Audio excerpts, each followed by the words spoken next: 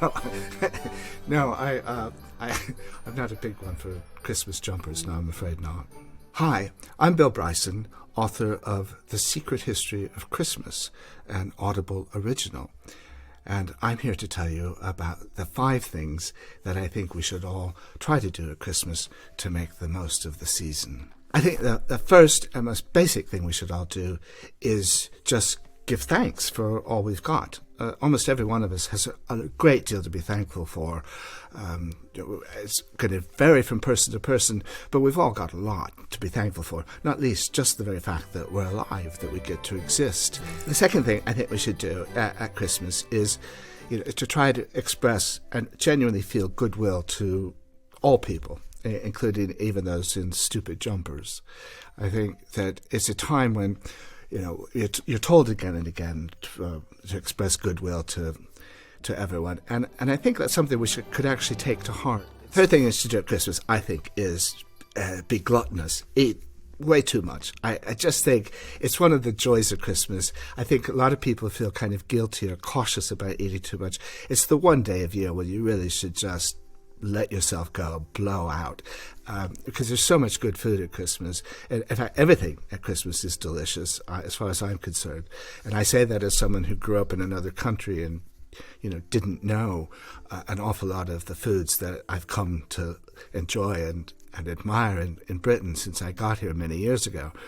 So I think it's just the one day when you should really, really enjoy yourself and let your hair down. But my very favorite food at Christmas time, I think because we only eat it at Christmas time, is mince pies. I talk about this in my little essay for Secret History of Christmas. Mince pies seem to me just impossibly wonderful because they're so simple and basic.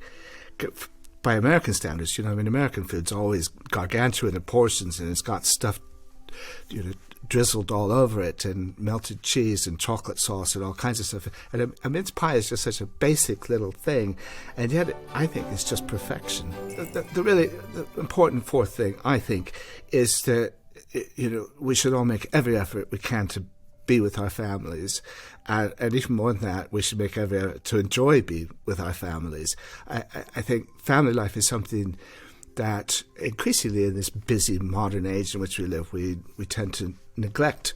For many of us, Christmas is the only time of year when we actually have lots and lots of siblings and children and the whole wide range of the family together in one place at one time.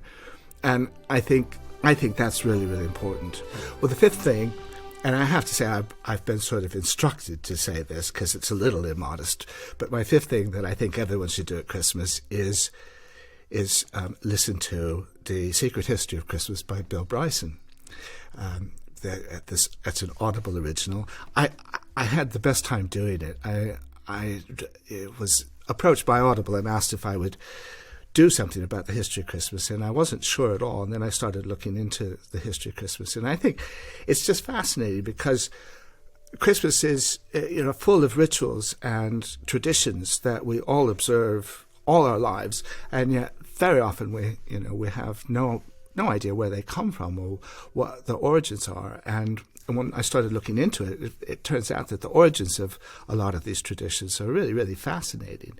So those are the 5 things that I think we should all try to do at Christmas to make it an even richer and more exciting and rewarding experience. And if you want to know more about Christmas and the history of it and how it got the way it is, you can listen to all that on my Audible original, The Secret History of Christmas. Thanks.